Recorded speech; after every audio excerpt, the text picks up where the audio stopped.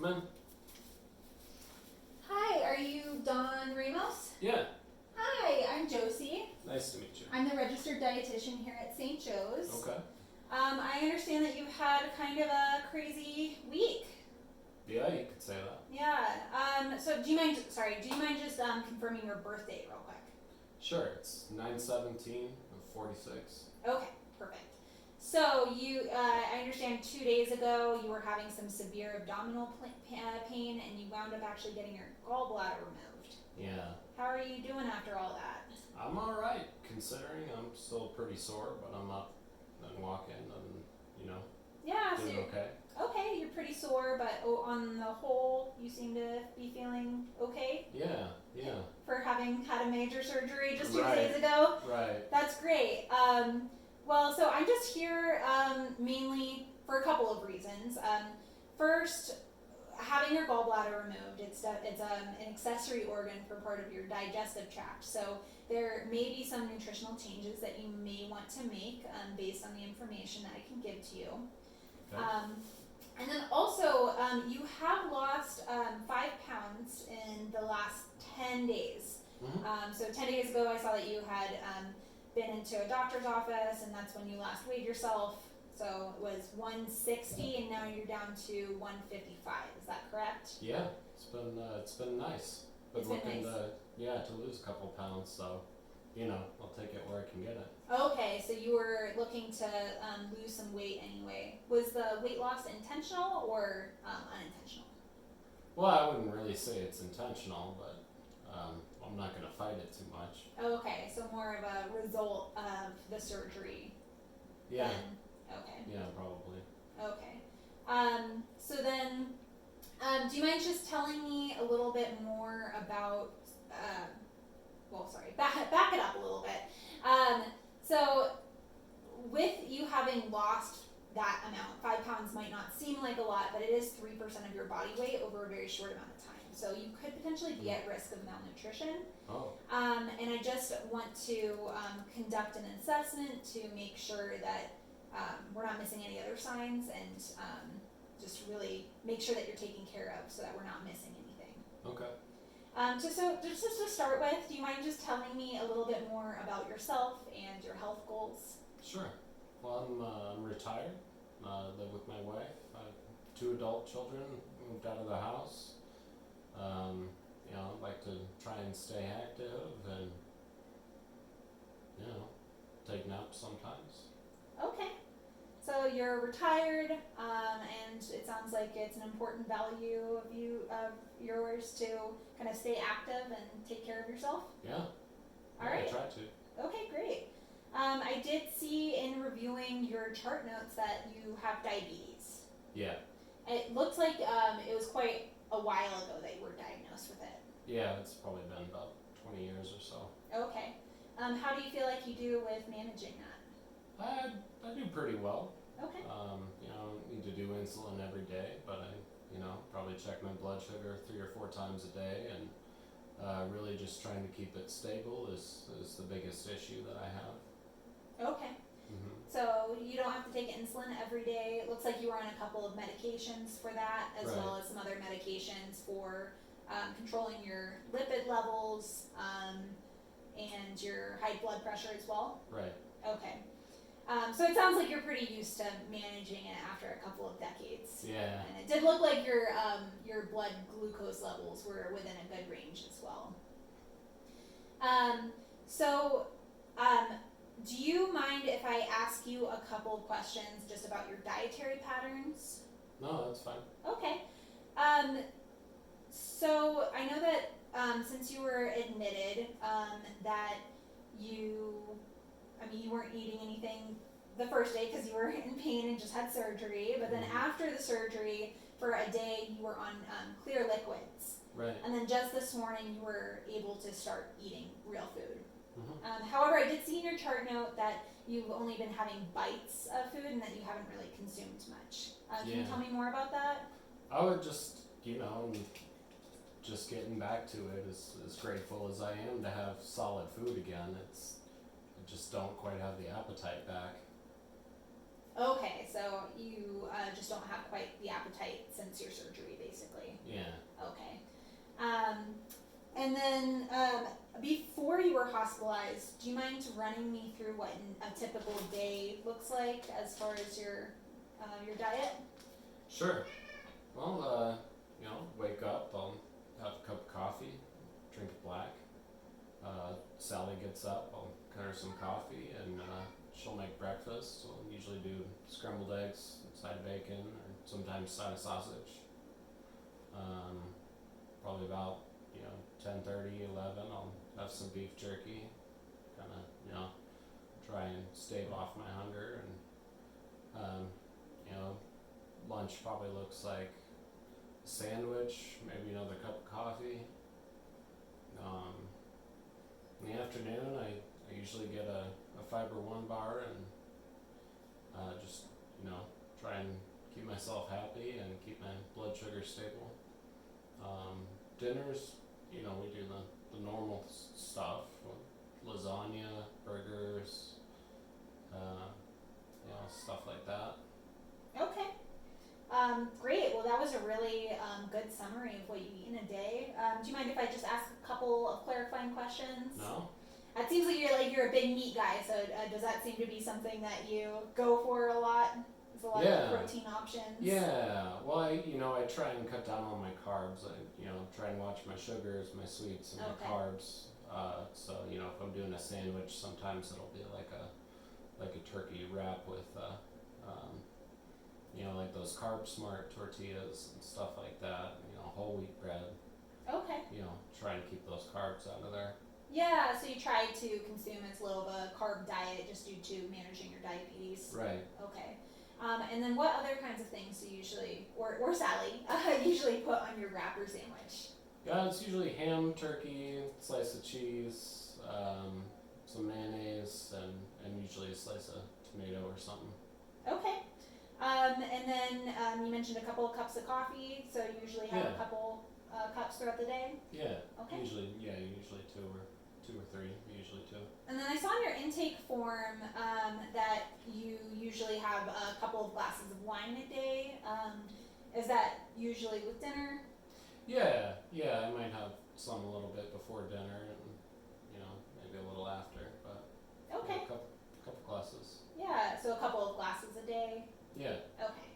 And then do you usually have anything after dinner, like a dessert, treat, or anything? Sometimes, but not every day. We might have a scoop of ice cream or something for dessert, but it's it's not all the time, not every day. So more occasional. Right. Okay. So thank you for sharing all of that. From here, I would like to conduct a nutrition assessment. As I mentioned, you may be at risk of malnutrition, and just given your recent surgery, it's really important to make sure that you're not malnourished. Okay. Is it okay with you if I conduct a physical assessment on you? Sure. Okay. So to start with, go ahead and just look at me and turn your head both ways. Okay. And then I'm going to check your temporal region. And what I'm going to check for here is that there's a slight depression and that it's not too hollowed out or depressed. Okay?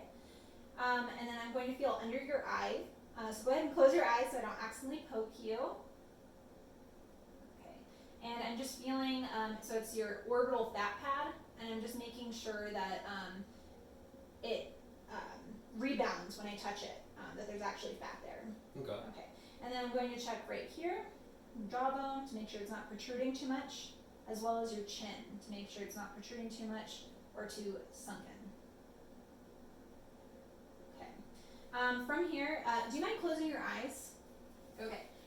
And I'm looking around your eyes to see if I see any dark circles or skin, too much sagging skin. No, just wrinkles. Well, that is okay. And then I'm looking at your so and then open your eyes.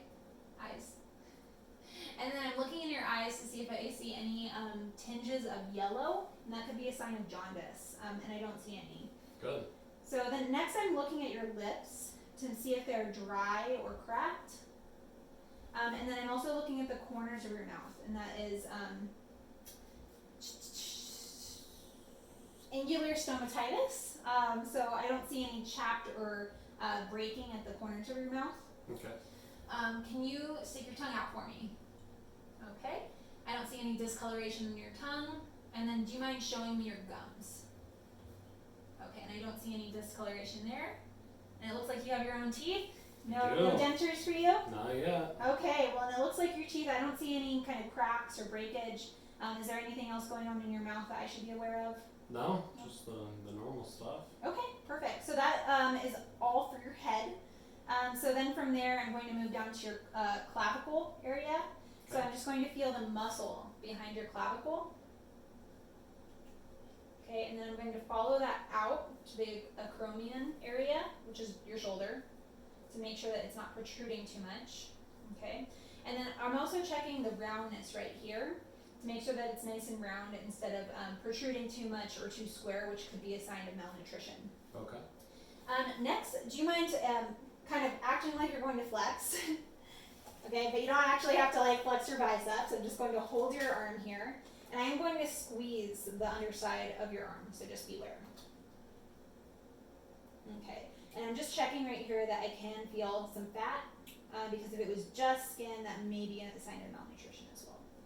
So then I'm checking your arm to see if I see any, it's called petechiae, which is a rash. Have you noticed any kind of rash on your body? No? It would be like little reddish or purplish dots. Okay. And then I'm also looking for any corkscrew hairs on your arm. Both of those things could indicate nutritional deficiencies, and I don't see any of those. Okay. So then moving on to your hands, I'm looking at the interosseous muscles between your fingers. Okay, and then do you mind making an okay sign for me? Okay, and I'm just going to squeeze right here. And I can feel the muscle right there, so that's good. And I'm also taking a look at your nails. And it looks like I don't see any kind of a spoon-like curvature, or and they don't look too thin. And both of those could be signs of nutritional deficiencies, and I don't see that. Okay. So then moving around back, I'm just going to check your spine and scapula area. Okay. And I'm just checking to make sure that there's muscle here and that it's not protruding too much. Okay. Right. Okay, so then moving on, I'm going to look at your lower extremities. And here I'm mostly looking for any signs of edema, which is fluid accumulation. And I don't see any signs of like swollen ankles or any kind of signs of edema. Oh, that's good. And it looks like there's good muscle definition, your bone's not protruding too much. So, yeah, so that all looks great. Thank you for letting me conduct that. Just to summarize, it does look like you do have some hollowing out right here in the temple area, as well as under your eye. So I did notice some changes in your facial area, that some fat reduction and potential muscle wasting. So that in combination with your recent weight loss does make me worry about malnutrition. So from here, I think that it's something that we could keep an eye on for a couple of days, given that you haven't had much of an appetite. And I just don't want to see any additional weight loss. Are you familiar with any of the importance of getting enough calories after surgery? I know that you've had a few surgeries. I have, yeah, and the doctor always says something about keeping my strength up and so on and so forth. But yeah, absolutely. So I know that you're happy about some of your recent weight loss. You are in the healthy BMI now, but that isn't something that is necessarily good to focus on when you're recovering from a surgery. So you're absolutely right. You need to keep your strength up, and then also your body does require extra nutrients and energy when it's repairing those kinds of wounds. So I think that checking your weight within the next 1 to 3 days and making sure that you don't lose any additional weight will be a good first step. If you do lose additional weight, then additional measures may need to be taken, such as enteral nutrition, so potentially giving you nutrients like through a tube directly into your digestive system. Oh God.